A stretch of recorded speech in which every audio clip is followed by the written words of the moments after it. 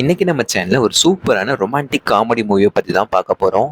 இன்னைக்கு நம்ம பார்க்க போற படம் ஓஹோ எந்தன் பேபி. இந்த படத்துல ருத்ரா, விஷ்ணு விஷால் லீடிங் ரோல்ல நடிச்சிருக்காங்க. இவங்களோட சேர்ந்து இந்த படத்துல மிதிலா பால்கர், கருணாகரன், மிஸ்கினும் இந்த படத்துல நடிச்சிருக்காரு. இந்த படத்தை கிருஷ்ணகுமார் ராம்குமார் இயக்கியிருக்காங்க. ஜான் மார்ட்டின் இந்த படத்துக்கு இசையமைச்சிருக்காரு. இந்த படம் மூலியமா விஷ்ணு விஷாலோட தம்பியான ருத்ரா ஹீரோவும் அறிமுகமாயிருக்காரு. இந்த படம் கடந்த ஜூலை மாசம் தியேட்டர்கள்ல ரிலீஸ் ஆச்சு. இந்த படத்தோட ஒன்லைன் ஸ்டோரி என்னன்னு பாத்தீங்கன்னா, இந்த படத்தோட ஹீரோவான ருத்ரா ஒரு உதவி இயக்குனரா வேலை செய்யறாரு. அவருக்கு சொந்தமா ஒரு படத்தை இயக்கணும்னு ஆசைப்படுறாரு. அதனால அவர் விஷ்ணு விஷாலை சந்திச்சு அவரோட கதையை சொல்ல ஆரம்பிக்கிறாரு.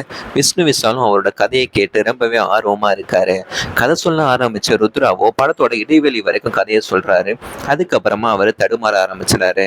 ஏன் என்னாச்சு, ஏன் இப்படி தடுமாறீங்க அப்படின்னு விஷ்ணு விஷால் கேட்கிறாரு. அதுக்கு ருத்ராவோ, இது என் வாழ்க்கையில நடந்த நிஜமான கதை சார், எனக்கும் என் காதலிக்கும் பிரேக்கப் ஆயிடுச்சு அப்படின்னு சொல்றாரு. கதை இங்க இருந்து சுவாரஸ்யமா நகர ஆரம்பிக்குது.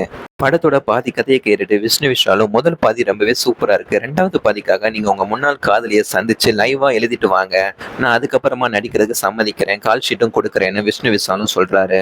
இதனால ஹீரோவான ருத்ராவும் தன்னோட முன்னாள் காதலியை தேடி மணிப்பாலுக்கு போறாரு. காதலியை சந்திச்சு அவர் பேசினாரா, காதலி என்ன சொன்னாங்க, விஷ்ணு விஷால்கிட்ட மீதி கதையை சொன்னாரா இல்லையாங்கிறதா இந்த படத்தோட சுவாரஸ்யமான மீதி கதை. இந்த படத்தோட பிளாஷ்பேக்ல வர ருத்ராவோட ஸ்கூல் வாழ்க்கையை ரொம்பவே சூப்பரா எடுத்திருக்காங்க.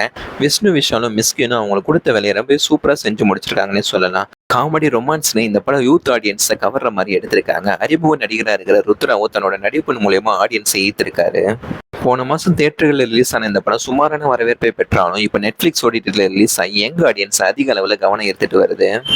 நீங்க ஒரு சூப்பரான ரொமான்டிக் காமெடி மூவி பார்க்கணும்னு நினைச்சீங்கன்னா கண்டிப்பா இந்த படத்தை ஒரு தடவை ட்ரை பண்ணி பார்க்கலாம். இந்த படத்துக்கு நான் 5க்கு 3 ரேட்டிங் கொடுக்குறேன். இந்த மாதிரியான ஷார்ட்டான மூவி ரிவ்யூஸ்க்கு நம்ம சேனலை மறக்காம சப்ஸ்கிரைப் பண்ணிக்கோங்க. அடுத்து ஒரு இன்ட்ரெஸ்டிங்கான வீடியோல பார்க்கலாம்.